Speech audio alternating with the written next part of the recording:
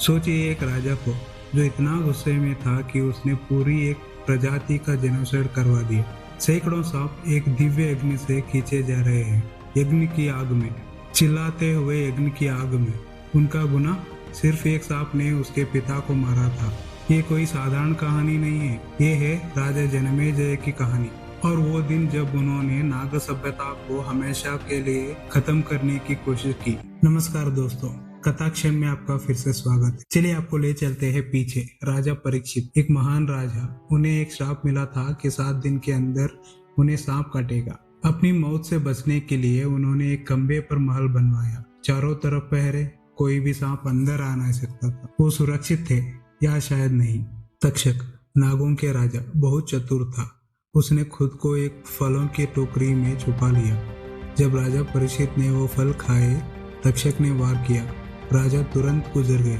उनके बेटा जनमेजय ने उनको देखा और उस पल दुख कुछ और में बदल गया। सिर्फ तक्षक से बदला नहीं, बल्कि पूरे नाग समाज से बदला लेने का ठान लिया। जनमेजय ने देश के सबसे बड़े पंडित को बुलाया। वो सर्पशास्त्र करने वाले थे। सांप यज्ञ एक ऐसा प्राचीन विधि जो इतना पावरफुल था कि ये दुनिया के हर सांप को बुला सकता था, उन्हें जिंदा जला सकता था, एक एक करके, जब तक कोई बच ना रहे। मंत्र पढ़ना शुरू हुआ और फिर ये हुआ कि पूरे राज्य के सांप जंगलों से, नदियों से, पहाड़ों से एक अजीब खिंचाव महसूस कर रहे थे। अपनी मर्जी के खिलाफ उनके शरीर आग की तरफ बढ़े जा रहा था। आम सांप, नाग योद्धा, नागिन, अब माताएं अपने बच्चे के साथ सब अपनी मौत की तरफ खींचे जा रहे थे।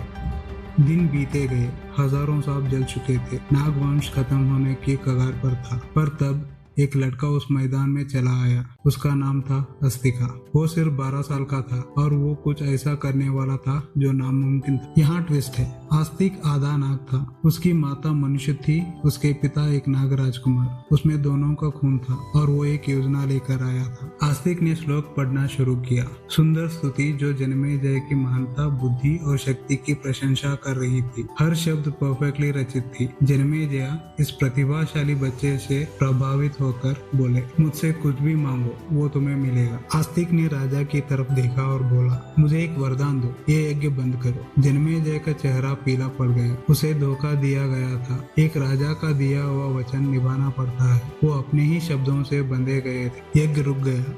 बचे हुए नाग, जो अपनी मूल संख्या का बहुत छोटा हिस्सा था, बच गया। तक्षक खुद बच गया। इंद्रदेव ने उसे स्वर्ग में छुपा लिया। जेनोसाइड रुक गया, पर नुकसान हो चुका था। जनमेजय को अपना बदनाम मिल गया, पर किस कीमत पर?